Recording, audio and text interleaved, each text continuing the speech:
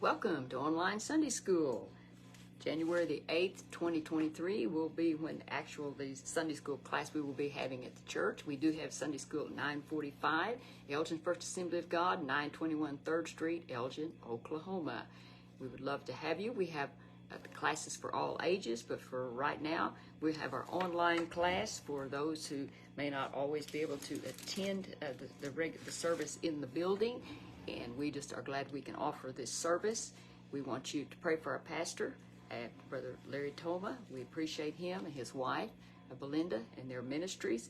We're glad to be a part of that church. All right, so let's get into our lesson today is keep marriage sacred. A very important point. You know, the marriage, the home, in fact, is just under attack and has been for quite some time, but it's really seeming very much more noticeable than in maybe times past. Our central truth is this: marriage is defined in Scripture as a lifelong committed relationship between a man and a woman. Our key verse is from Genesis chapter 2 and verse 24. Therefore shall a man leave his father and his mother, and shall cleave unto his wife, and they shall be one flesh. All right, let's talk about our learning objectives. We will acknowledge the scriptural teaching about marriage as the standard. We will appreciate how God designed marriage to meet the human need for companionship and intimacy. We will commit to purity and faithfulness before and in marriage. So we just give ourselves to the Lord right now to believe Him to guide and direct in our lesson tonight, that the words of our mouth, the meditations of our heart, we want them to be acceptable to the Lord. Just want to honor the Lord in every way, shape, form, and fashion. All right, our writer starts out by saying in our lesson, building strong families begins with building strong marriages marked by faithfulness. Jesus dealt with the importance of faithfulness in marriage, taking even further than the actual act of adultery. So when couples love and respect one another and serve God together, they should protect each other from the devastation that comes from unfaithfulness. We can all speak to that. We know if we've not been, fortunately I have not experienced this, but for those who have, and I've known people who did, and the heartache, the grief, and the pain that it caused, not only to the person that had been hurt, but also to the entire family, maybe if it's in a church or if it's in maybe at a workplace and all, there can be great harm, there can be great pain, and suffering can come. But we're thankful that the Lord has laid out the plan. With the Lord, it's not just anything goes. He is a God of precision, and He loves the family. He ordained the family. So we're going to look at how He takes care and the things He has given to us to do to protect the family, to protect the marriages, and it is so vitally important. So we're so thankful that the Lord took time to tell us about it and to help us. And you know, He was always good and kind, and He was always considering others. It wasn't just all about Him. He was considering others, though He was not in a marriage relationship. He was always doing things that built up and blessed others, and that is something that is so important in all, whether it's a marriage or what. And you know, it's unfortunate when you see somebody that can be good and kind to everybody but their own family. You've seen that and think, how shocking, how horrible. The family needed that parent, and it can be the mother or the father, and sometimes it's both. There can be such disrespect and how the children are treated. It's a terrible thing. So we just know that the Lord has great plans, and it's always good and kind. That's what He has planned. That is the example that He has always set. In our opening activity, it talks about here that many states and countries have laws against adultery, and said there are some pretty stiff penalties sometime for this. And you wonder today, as rampant as immorality is and the unfaithfulness, you just wonder what in the world. You know, you could quickly look these up on a smartphone. In Idaho, adultery may result in a fine of up to $1,000 and up to 3 years in jail. In Minnesota, the punishment may be up to 1 year in prison and up to $3,000 fines. And laws in other states will vary widely. You could look those up and find out. Well, I don't want to be involved in that, and I don't want to say, well, I want to move to this state so I can, be involved in something like that. Until they don't have laws against it or whatever. I just want to honor the Lord and be faithful. And said, while these laws are seldom enforced, it's even more troubling to see the effects of marital unfaithfulness. And everyone has if you haven't been hurt by a divorce or some type of a breakup, and you know somebody who has, and the grief and the pain, the suffering it has caused. I knew a pastor that had said this, and from his experience in counseling people that had been through divorce, he said it marks a person. There's something about it. He said, I've noticed they never get over it. The pain, the hurt, he said they never get over it. That was his thought on it, based on the people that he had dealt with. But I like that what the Lord has in mind for us is by practicing mutual love and respect for one another, couples can maintain the sacredness and purity of their marriage. And I definitely agree to that 100%. God's word clearly defines marriage and gives instructions on how it should be lived out. And so we want to honor, the one thing is to give honor.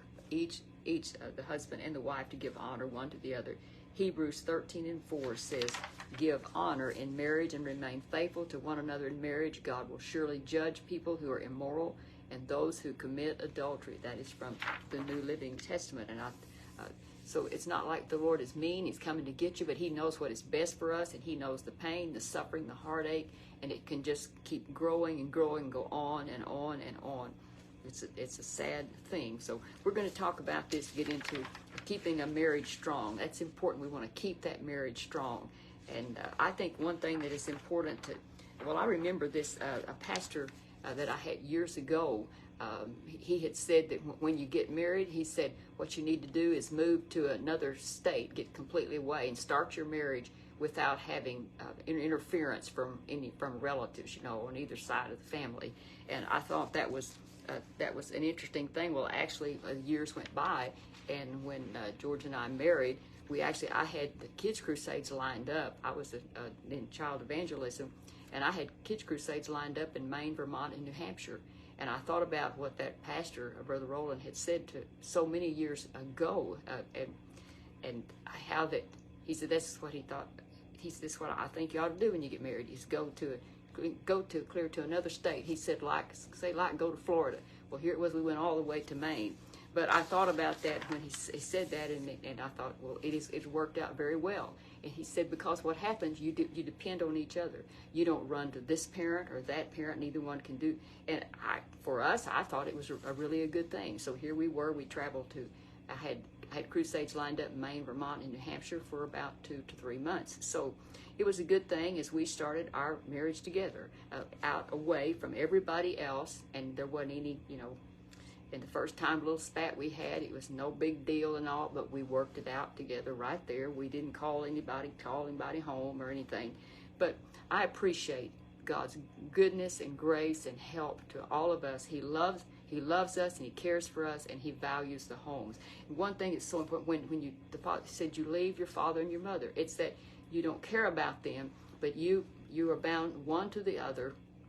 You still love and respect the family, but you establish your own home then, your own family.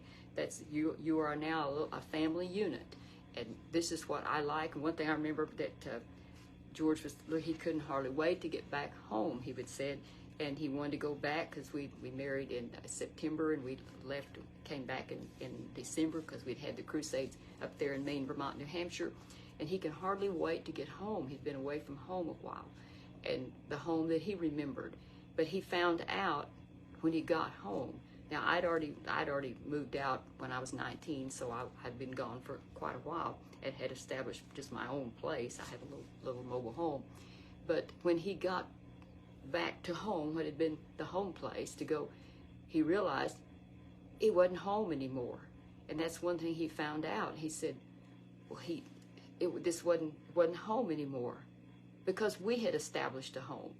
And it really dawned on him, this is not home anymore. Yes, he looked forward to going back and seeing people and seeing his mother and his brothers and his sister, but it was no longer. We had established our own family unit, our home. So I appreciate what the Lord does and how he protects and guides. He gives us the thing, tells us what to do.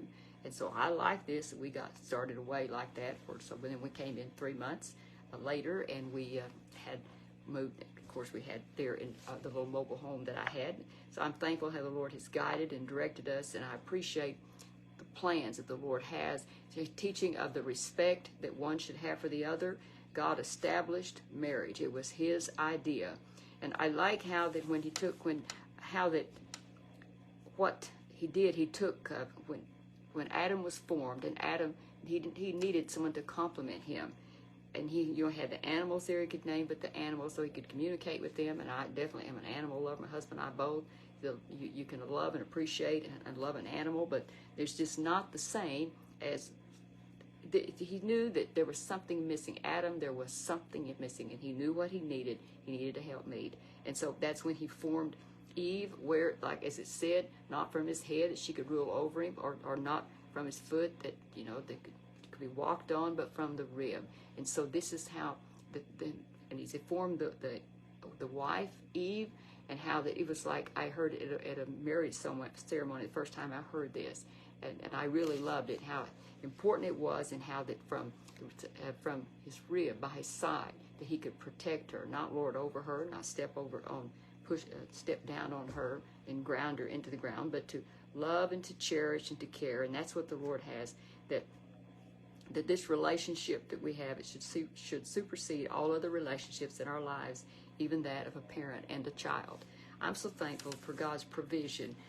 What I like about everything that the Lord does, you see that it is absolutely with precision. It binds together, and it works in such unity and such harmony. So we're going to go on down to lifelong commitment. Keep marriage sacred was what we had just talked about. Now we're going to go to lifelong commitment. This was what the Lord had in mind, that we'd be married. This would be like a lifetime thing. I remember years ago I was working in a place, and I was stunned to hear a woman say this was her second marriage. She had apparently just remarried, and she said, "Well, I wonder who I'm going to marry next." And I was so shocked that she didn't even plan to stay married to this person this was going to be her second marriage, but she was planning for the next one. And I've heard other people talk like that. And I'm stunned. This is not what the Lord had in mind. And I tell you what, we want to please the Lord and honor him. Sin still disrupts relationships, including marriages, which too often end in divorce. And sadly, there are some of them in the churches. And this is heartbreaking. It's sad to see. That's not really what God wants. But people, the Pharisees, Sadducees, they talked to Jesus. They challenged him on the issue of marriage. And the Pharisees, while he was ministering in the region of Judea, they would say, Jesus would direct them to the scriptures, how God created the first woman, performed the first wedding to join the man and the woman, and that he did make provision for divorce. It was included in the law, but only as a concession to the hardness of heart caused by sin. That's why. It wasn't God's plan. It wasn't saying, "Oh yes, if you're just not satisfied, you just go get married again. Just drop this one, divorce it and get another one." It wasn't that, but what he said, it was as a concession to the hardness of heart caused by sin. Well, what happened? There was two schools of thought among these people, and they was wanting to trap Jesus. They was wanting to do that in some ways. That one group, what they held on one group held that the only grounds for divorce was infidelity, and the other one said, no, it's more like a no-fault divorce, for any reason. You should be able to get a divorce. And the Pharisees, they kept hoping Jesus would respond in a way that would cause him to lose the support of the group for his answer didn't agree with. That's what they thought. But Jesus was stressing the importance of us having a lifetime relationship, and that can only happen when it's a mutual love and respect and honoring one for the other. And our writer was bringing out that there are, speaking in here of, in society, marriage has both a civil and a moral component. That the civil component addresses legal matters and social interactions. The moral component is to reflect the sacred nature of marriage that is expressed in fidelity to one's spouse. Yes, it is a sacred thing. And I remember standing there, even though I would pray and sought the Lord, and I knew beyond a shadow of a doubt that the Lord had brought George and I together. It is a very serious thing. You want to make sure that you have the right attitude, you want to be you don't want to be rude and unkind, disrespectful, and you don't want it to where some marriages start out well and then they fall apart. You don't want that. You want to be faithful and true. But what these people were thinking, some of them wanted to just anything would go. But then others, on the other hand, and our writer brought out here, though, that Jesus did mention here, and that provision was made for infidelity if you had a spouse that was, but he doesn't say, but he doesn't demand that you leave that person. What you're actually wanting, and what the thing is, for reconciliation, and that person that has been unfaithful to totally surrender to the Lord, totally dedicate themselves to the Lord, honor and glorify the Lord, and be able to have the marriage restored. But there are those who do not want that. They want to go on in their sinful way, and the Lord does make a way there, as far as in a case of infidelity. And you love to see when there is the respect and the kindness of. There was a family that I knew of. They had 5 children. Like I said, I didn't know them, but I had a couple that knew them really well. And they said one thing that always just impressed them, said that the wife would have worked very hard getting the meal prepared, and her husband, they said, we've seen it all the time when we've been there. There's not been an exception. His wife completes, when she gets the meal ready, sets the table, and he has her to be seated. Now, they had 5 children, and not all of them were very old. Then they were going to need some care during the meal. It was understood that his wife could remain seated. She had prepared that meal. She had worked hard, and that he would take care of all of the needs of the family then. Whatever one of the children needed, or if they needed something, or maybe one of the older children he might send to do, but it was understood that his wife was going to be seated at like a place of honor, and she'd done her part as far as he was concerned for that meal, and he was going to respect her. And they said it always made such an impression on him. He wasn't saying, honey, you need to do this, give me that, and this one needs it.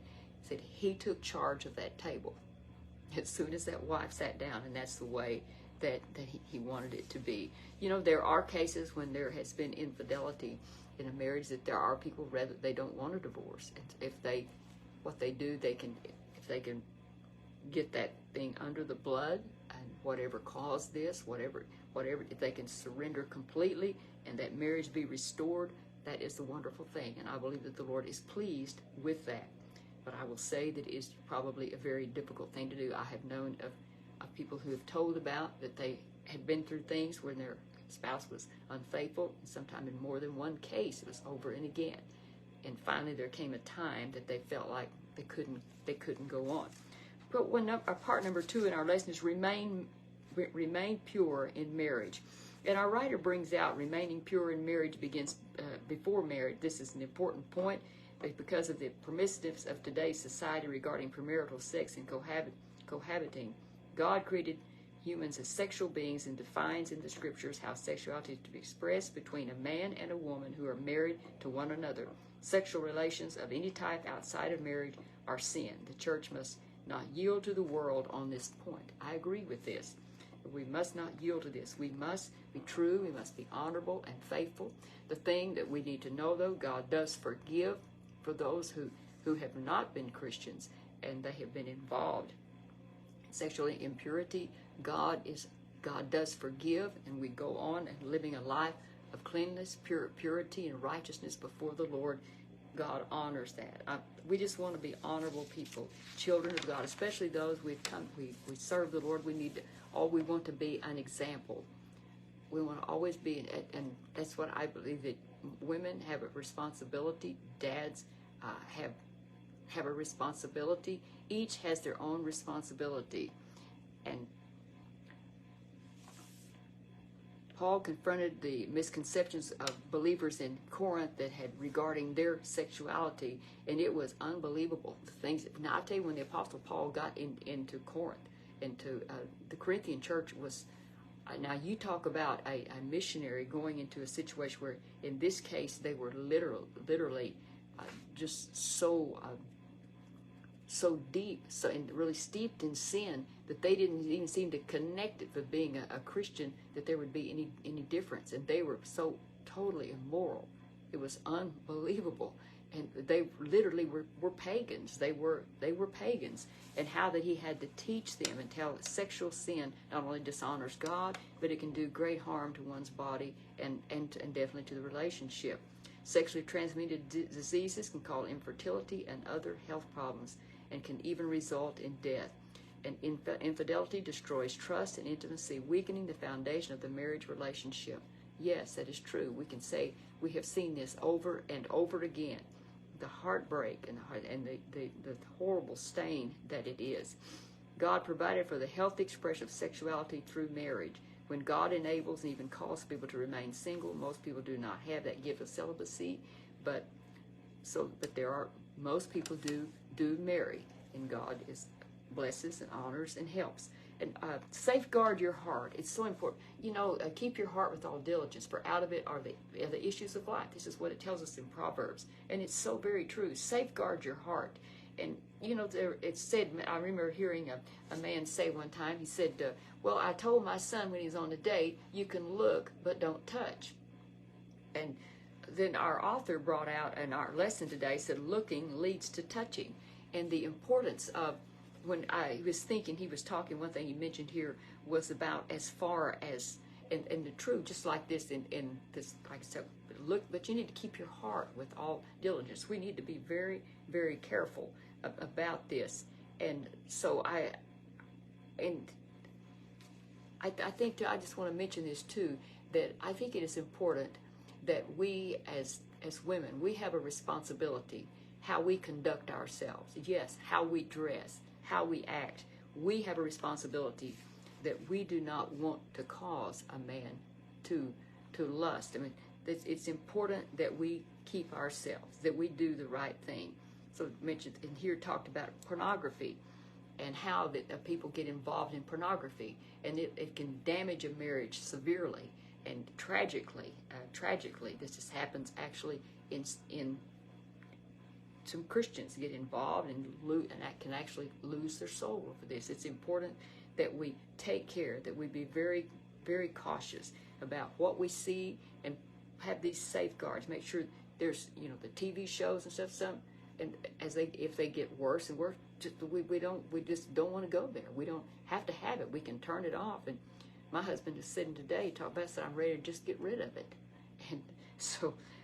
But what we want to do is do the right thing. I want to mention this, how the damage that can be done.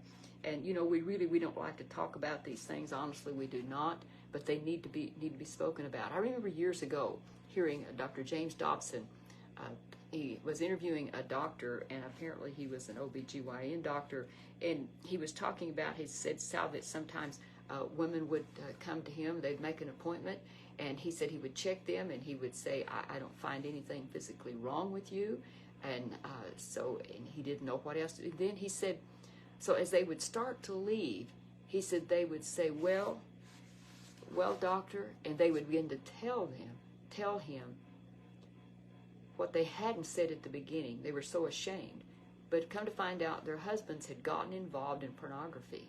And so they began requiring things of them that was so evil. It was wrong. And they would, of course, then here it comes to this thing about submission.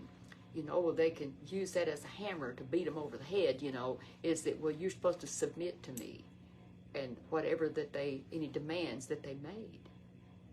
And he said the heartbreak and the sadness that what these dear ladies were going through because their husband got involved in pornography and the things that they were requiring of them. So the Lord talks to us about, as I mentioned, guarding our hearts in every single area. Jesus warned against both the act of adultery and the lust that leads to it. He then instructed people to take steps to avoid what ensnares them in such sins. They result in the sinner being thrown into hell. We don't want that. We want to get our heart right with God, and there again, we as women, I think that dads need to make sure how their children, you know, how their little girls dress. I had a pastor one time that talked about, he said, you know, my daughter here, this little girl, he said, I don't care how old she gets. He said, she's always going to be my baby. But he said, I do know that men don't see her that way. And he said, I've heard them on the streets. I know how they talk. And he said, so I want to make sure that I teach my little girl. Now she was growing up. She was a teenager. And he said, she'll always be my baby, but that isn't how they see her. He said, I must remember that. And also our writer brings out, don't entertain lustful thoughts that lead to the act of adultery. When it comes to sexuality, do what it takes to safeguard your heart and keep yourself and your marriage pure. You can't be thinking one thing, say, well, I'll do another. I'll tell you, the sin that can take place, we don't want to go there. We want to be faithful and true to the Lord. There's nothing like when you love and respect one another. And I asked in our lesson here, and I wanted to mention this, it said, what resources are you aware of that can help protect you from materials that can promote lust and sexual immorality? If anyone is interested in this, it mentions something called Covenant Eyes. It said it's a suggested resource if you are having issues with that or know someone that is. It mentions, and it said it is a website for accountability between a man and a friend, pastor, etc., etc. And it's www.covenanteyes.com. So if you're interested in looking that up, I did not check it out, but it is here in our Sunday school book. Submission does not mean domination, nor to be weak and passive. This is from part 3. Practice mutual love and respect. Respect your husband. Some people react negatively when they hear the word submit in relationship. In fact, it wasn't long back. I was listening to was getting ready to sing a song, and had the word submit in it. And there was a woman said to this band, said we didn't want to say that word submit. And he said, we all have to do it before the Lord. Submit to the Lord. And so, but you've seen it in a relationship, just like I have, how that you'll have one that demands that you submit. And then you've seen the other where there was this mutual love and respect. And you know, it's easy to submit to someone that is respectful, kind, and courteous to you. You know, we should, and two, our lesson brings about how much the responsibility is on the husband in that marriage. I'm telling you, God lays out for there to lead in all areas, to be the leaders. But some people that I've known, that men that do not want to live for God, and when you'll say, but what does the Lord say to you about what you're responsible? And they'll immediately say that I am to supply for my family. I'm to work for my family. That I'm not to. It's worse than an infidel not to provide for your family. Well, they were providing the things as far as the money to take care of their needs, as far as the house, their clothing, their cars, and all. And so they had a job. They were doing that. But what they weren't doing, the part about being the spiritual leader, that is so vitally important. But it is missing in so many places. Don't you hate to see this when the women are leading the way? And I'm thankful that they're doing it, but it's sad, like if the husband is a Christian, and yet he isn't really being the spiritual leader. He's depending on the wife. Well, it should be that they're really in this together. And I was wanting to mention, somewhere I wrote it down on here. Yes, it's on the next page, but I'll go ahead and say it now. And I think that the way we refer to one another, and I don't ever like to hear, in fact, I just will correct somebody when they'll say something, well, about their old lady. Well, my old lady, and I say, whoa, your wife. And I knew a man that would always call his wife, well, the old hen, I got to get the old hen so we can leave now. And I always was that was so disrespectful and discourteous. But that's the way he treated her. And she had been beaten into submission, it appeared. Now, I don't know if he physically beat her, but had been very disrespectful. I think we should also always be respectful how we refer to our companion. That's just the way that it should be. And God is pleased with that. He didn't go lashing out to people, being rude and disrespectful. He set a good example. Mutual love and respect is good. Within marriage, this means wives treat their husbands with the same respect and deference that the church has for Christ. A wife does this because her husband carries the responsibility to lead, care, and provide for the family, just as Christ does for the church. And you know, sometimes the husband can feel a really heavy burden if he does love the Lord and he's wanting to please the Lord. He feels a real burden that I'm supposed to be setting an example. I'm supposed to be like the Lord, and you know, this I'm supposed to be such a good example and be like Christ. I want to be like Him. So they feel that role, and it weighs heavily on them. All the more we should bind together and be respectful toward each other. Pray and seek the Lord together, and let God work and move. And that's what He does when we're working in unity and harmony with Him. The husband acknowledges the wife's responsibilities, and the wife acknowledges his responsibilities. So we should be working in unity and harmony together. It's true that one may be better at one thing than the other, just like in the finances. Usually there's one or the other is better at that. There's just more in our family. It's me, but we work together on it. I mean, my husband knows what's going on, but I'm the one that handles the finances for the most part, but he knows what's going on, and I'll never keep it from him and say it doesn't matter, I'm taking care of things. But as far as who's keeping track of everything, but he always wants to know, get information, and that is as it should be. Serving one another out of loving concern strips authority of its control and submission of its humiliation. A wife shows respect for her husband. Or a wife who shows respect for her husband will find him going out of his way to make her happy. God created men in an innate sense of headship, that is, the need to lead, provide, and protect those they are responsible for. And that's right. The writer did a good job there. When a husband's efforts to do this things are acknowledged and appreciated, he will go out of his way to do the best he can for his family. It's about he's wanting to serve, not overpower and be the one and ranting and raving and ordering. Don't you hate to be around a person that begins to insult and criticize, whether it's the husband or the husband criticizing the wife, or the wife the husband, out in public, in a public setting? It's so embarrassing. Maybe it's just a small group of people there, and you really reach out and feel sorry for that one that's being insulted, and so we don't want to do that. We want to be a good example, especially at home and also out in the public for sure. Love your wife. A husband also shows submission through loving concern for his wife, putting her well-being first. And our writer says, as husbands do so, they follow the example of Christ, who laid down his life for the church and worked to provide for us for its well-being.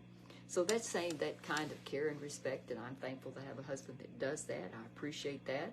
And also, as I mentioned a while ago, he doesn't refer to me disrespectfully. It's always polite and courteous, and I appreciate that. For years, I've called him Honey Bear, and sometimes I just call him Bear, and that doesn't mean mean bear. He is a honey bear. And so I like these terms of endearment. I think it's good to do. Don't have to, but it's something that we do. And our lesson brings out that too many couples are caught in a cycle of dysfunction, and said maybe he doesn't feel like she respects his hard work and efforts to provide, and maybe he withdraws emotionally and she doesn't feel loved. So her lack of security in the relationship leads to dissatisfaction, and said usually one or the other realizes we've got to stop this cycle of dysfunction.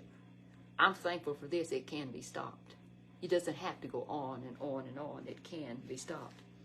So with God's help, the cycle of love and respect can be restored. It will steer the couple back toward a healthy and happy marriage.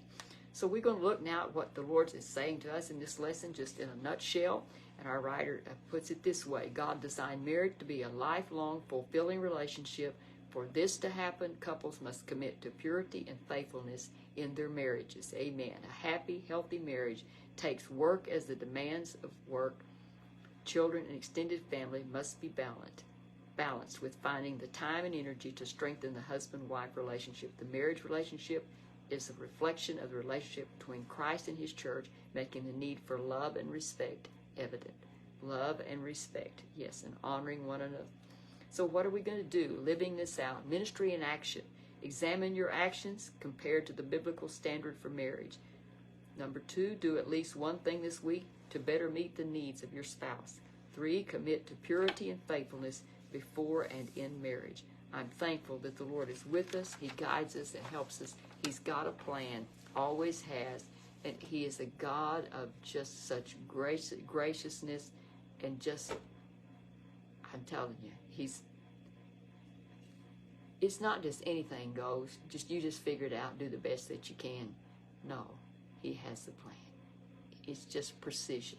The Lord is He's just so precise, and you know what He wants. He doesn't leave it to just you figuring it out and guess. So we're so thankful for the word of the Lord that we have to study in this lesson.